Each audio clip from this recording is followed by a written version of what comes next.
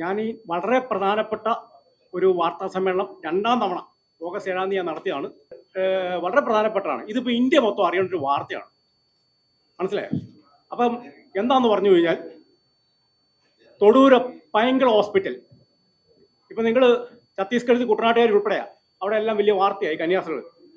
തൊടൂര പൈങ്കൾ ഹോസ്പിറ്റലിൽ മനുഷ്യാവകാശ ലംഘനം നടക്കുന്നു. മാനസികരോഗം ഇല്ലാത്തവരെ അവിടെ ബലമായിട്ട് അഡ്മിറ്റ് ആക്കുന്നു.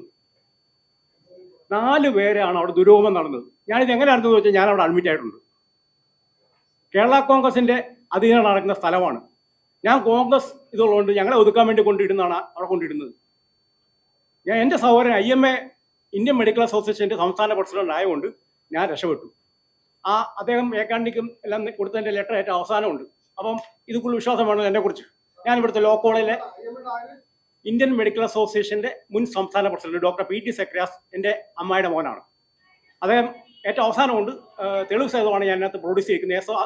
ഏക്കാണ്ടിക്ക് ഉൾപ്പെടെ ഏക്കാണ്ടിനെയും തിരുവഞ്ചൂർ രാധാകൃഷ്ണനെ, ജി കാർത്തിയാനെ, MM വസനെ, ഇവിടെയുള്ള VM സൂദിനെ, ഇവിടെയുള്ള ആദ്യകാല കോൺഗ്രസിന്റെ KSU വൈസ് പ്രസിഡന്റ് ഇപ്പോഴുണ്ട്. അദ്ദേഹത്തിന്റെ ലെറ്ററാണ് ഏറ്റവും അവസാനം കൊടുത്തിരിക്കുന്നത്. അപ്പൊ ഞാൻ ഈ 7-ാം തീയതി വാർത്താസമ്മേളനം എടുത്ത് CBI അന്വേഷണമല്ല കൊടുത്തത്.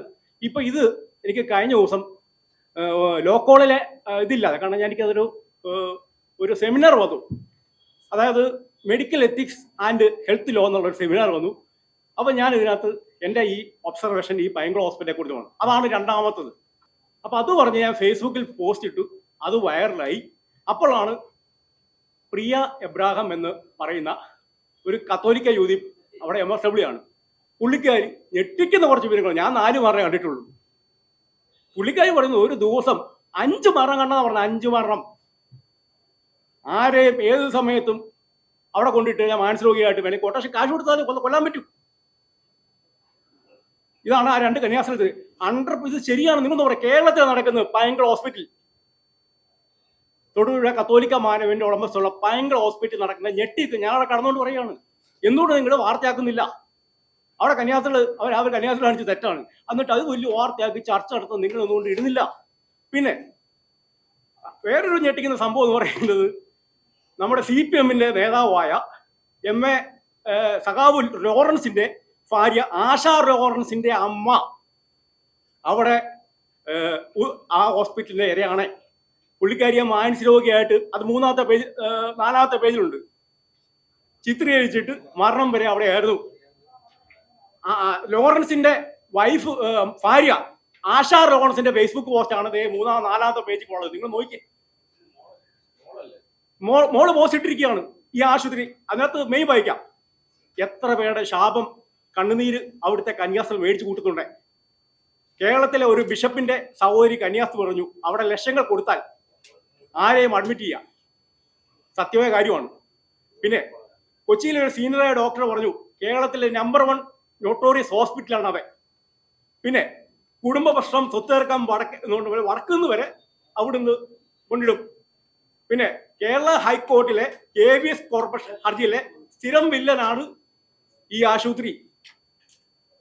സത്യമായ കാര്യമാണ്. കാരണം ഞാൻ കുടുംബ സ്വത്തിന് എനിക്ക് കോടികളുടെ സ്വത്തുള്ള വീട്ടിലാണ് ഞാൻ. എന്തോ എൻ്റെ സഹോദരൻ IMA സംസ്ഥാന പ്രസിഡന്റ് ആയതുകൊണ്ട് എന്തൊക്കെ ഇങ്ങനെ വരുമ്പോൾ അവിടെ പുള്ളി വിളിച്ചു പറയും. അങ്ങനെയാണ് രക്ഷപ്പെട്ടത്. പിന്നെ അതിനേക്കാൾ വലിയ ഞെട്ടിക്കുന്ന വാർത്ത എന്ന് പറയുന്നത്, അവിടുത്തെ സിസ്റ്റർ, സ്ഥാപക സിസ്റ്റർ ആയിരുന്ന സിസ്റ്റർ ഏഞ്ചൽ മേരി ഡോക്ടർ അല്ലായിരുന്നു. ജർമ്മനിയിൽ പോയി കമ്പ്യൂട്ടർ കോഴ്സാണ് പഠിച്ചത്. എൻ്റെ അനുഭവം ഞെട്ടിക്കുന്നതാണ്. അവിടെ ക്രൂരമായിട്ടുള്ള, ഞാൻ പറയുന്നത്, എനിക്ക് ഈ ബന്ധമുള്ളതുകൊണ്ടും ഇതുള്ളതുകൊണ്ടും ഞാൻ അവിടെ ചെല്ലുമ്പം തന്നെ ഒരു മരുന്ന് കുത്തിവെക്കും. ഞാനൊരു രാഷ്ട്രീയ പൊതുപ്രവർത്തനമാണ്. കുട്ടനാട്ടിലെ ഇത് അപ്പിയ സത്യങ്ങളെല്ലാം തുറന്നു പറഞ്ഞതുകൊണ്ടാണ് എന്നെ കേരള കോൺഗ്രസ്, ഞാൻ കോൺഗ്രസ് വികാരമാണ്, SP കൂടി എഡിറ്ററായിരുന്നു, എന്നെ ഒതുക്കാൻ വേണ്ടി കൊണ്ടിട്ടത്. ഞാനിപ്പോൾ ലോക്കോളി ഇവിടെ വന്നുകൊണ്ട് കുഴപ്പമില്ല. ഇപ്പോൾ ഇന്നലത്തെ എല്ലാം നിങ്ങൾ എൻ്റെ സോഷ്യൽ മീഡിയ നോക്കുമ്പോൾ അറിയാം. അപ്പോൾ ഇത്ര ഞെട്ടിക്കുന്ന ഒരു വാർത്ത നമ്മുടെ കേരളത്തിൽ എത്ര മരണങ്ങളാണ് നടക്കുന്നത്. എനിക്ക് പിന്നെ ക്രൂരമായ മർദ്ദനമാണ് അവിടെ നടക്കുന്നത്. 2 ഡോക്ടർമാർ ഓപ്പണായിട്ട് പറയാൻ തയ്യാറാണ്. ഞാനിപ്പോൾ കോടതി കേസ് നടപ്പുണ്ട് പൈങ്കൾ ഹോസ്പിറ്റലിനെതിരെ.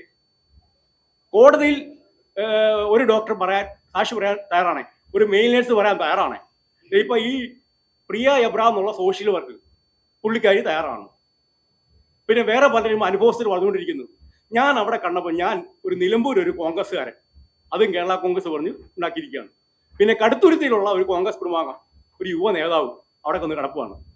പിന്നെ പാലയിലുള്ളൊരു യുവതി, പിന്നെ സത്യം പറയുന്ന കന്യാസ്ത്രീകളെ, സത്യം പറഞ്ഞ വൈദികര് കൊണ്ട് അഡ്മിറ്റ് ആക്കുകയാണ്. ഹിന്ദു മതത്തിലെ ആരെയും കണ്ടിട്ടില്ല. പിന്നെ ഇങ്ങനെ പത്രത്തിലൊക്കെ ഹേബിയസ് കോർപ്പസിന്റെ ആയിട്ട് അതൊക്കെ തപ്പി എടുത്തു വെച്ചിട്ടുണ്ട്. ഞെട്ടിക്കുന്ന വിവരമാണ് ഈ വന്നിരിക്കുന്നത്.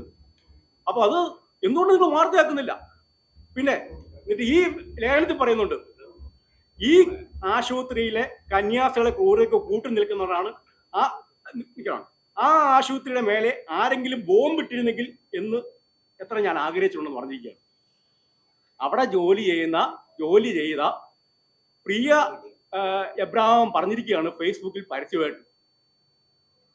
പിന്നെ SH കന്യാസ്ത്രീമാരുടെ കഴുത്തിൽ കിടക്കുന്ന കുരിശിൽ കിടക്കുന്ന കർത്താവിനെ മാനിക്കാത്തവരാണ്. ഇതാണ് ഞാൻ ഇപ്പൊ ഈ വിഷയം സംബന്ധിച്ച്. അപ്പൊ ഇതിനെ സംബന്ധിച്ച് പയംകുളത്തെ കുറിച്ച് അതും പിന്നെ വേറെ ഒരു വിഷയം കൂടെ, അതാണ് എന്നോട് പ്രധാനപ്പെട്ടത്. അതിനാണ് പത്രസമ്മേളനം വിളിക്കാൻ വേണ്ടി വന്നത്. ഈ വിഷയം ഇപ്പം കഴിഞ്ഞു. ഇതിനെക്കുറിച്ച് എന്തെങ്കിലും സംശയം ഉണ്ടെങ്കിൽ ചോദിക്കാം. സത്യസന്ധമായി വിവരങ്ങൾ പറഞ്ഞതിന്റെ പേരിൽ എന്നെ പീഡിച്ച് അഡ്മിറ്റ് ആക്കിയതാണ്. സാർ ചോദിക്കാൻ വേണ്ടി ചോദിച്ചു സാറേ. സത്യസന്ധമായി വിവരങ്ങൾ പറഞ്ഞതിന്റെ പേരിൽ ചോദിച്ചത്. പിന്നെ എനിക്കെതിരെ ഒന്ന് കേൾക്കണം. കോടതിയിൽ കേസ് പോയി, കോടതിയിൽ നിന്ന് എനിക്ക് അനുകൂല വിധി വന്നു കേട്ടോ സാറേ. എനിക്ക് കോടതിയിൽ നിന്ന് എനിക്ക് അനുകൂല വിധി വന്നിട്ടുണ്ട്. മാനസികരോഗം ഉണ്ടോ ഇല്ലോ എന്നുള്ളത് കോടതി വിധി അനുകൂലം വന്നിട്ടുണ്ട്. മനസ്സിലായി? പിന്നെ ഗവൺമെന്റ് ഡോക്ടർമാരുടെ സർട്ടിഫിക്കറ്റ് ഉണ്ട്, വേണമെങ്കിൽ ഞാൻ കാണിച്ചു തരാം. ആർക്ക് വേണമെങ്കിലും ആരെയും മാനസികരോഗമാക്കാം. സത്യം പറയുന്നവരെ പിടിച്ച് മാനസികരോഗമാക്കാം. അസുഖമില്ല. നമ്മളെ സംബന്ധിച്ച അസുഖം എന്ന് പറയുന്നത് ഇതിനകത്ത് നമുക്ക് എന്തോ കേട്ടില്ല. അദ്ദേഹത്തെ ഒരു പ്രത്യേക സാഹചര്യത്തിൽ പരിചയപ്പെട്ടു.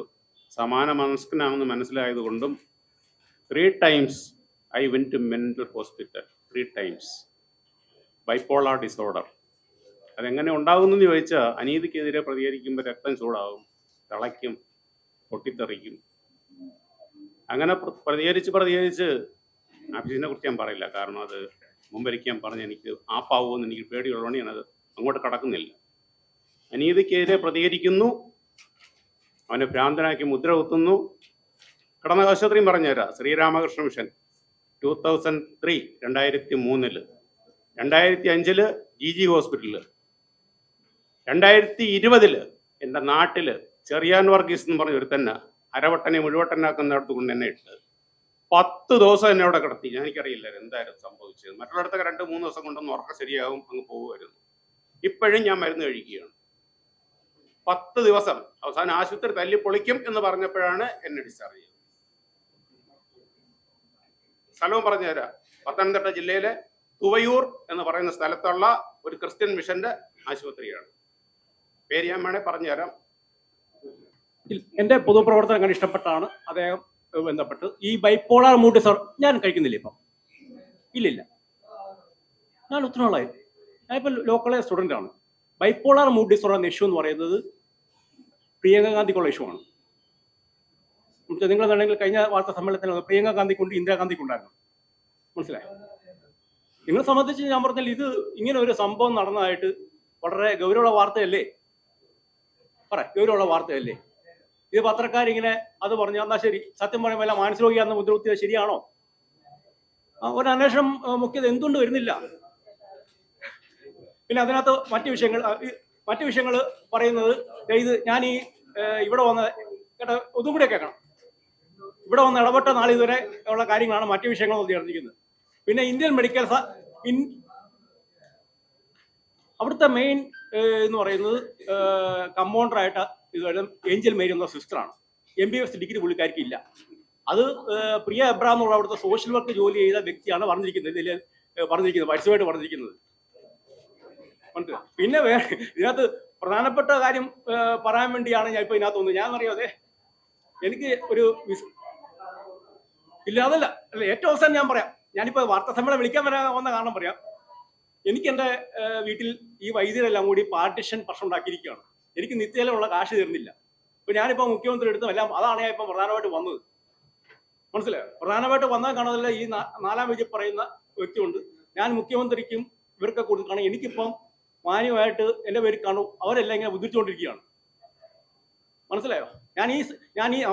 ഞാൻ ഈ സത്യം പറയുന്നുള്ളൂ. നമുക്ക് സത്യത്തെ മുറുകെ പിടിച്ച പോലെ ഇനി അങ്ങോട്ട് മുന്നോട്ട് പോകും.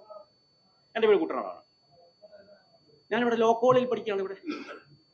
ഇവിടെ ലോ കോളേജിൽ ഇപ്പോൾ 1 വർഷം സെക്കൻഡ് ഇയർ സ്റ്റുഡൻ്റ് ആണ്.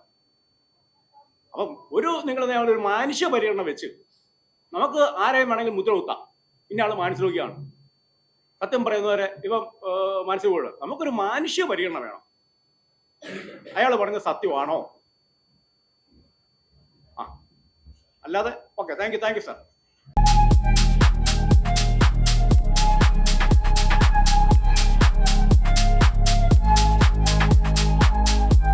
വാഗമൺ സ്പൈസസ്. വാഗമണിലെ എല്ലാ ഒറിജിനൽ പ്രോഡക്ട്സും തിരുവനന്തപുരത്ത് ഒരു കുടക്കീഴിൽ ജ്യോതിപുരം ഫുഡ് സേഫ്റ്റി ഓഫീസിന്റെ മുൻവശത്ത്.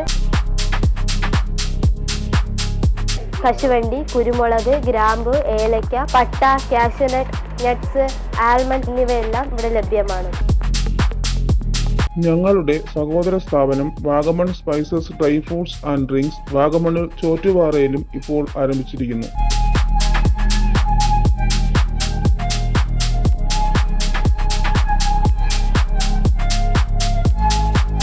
വാഗമണ്ണിൽ തുടങ്ങിയ വാഗമൺ സ്പൈസസിന് എല്ലാവിധ ആശംസകളും നേർന്നുകൊള്ളുന്നു.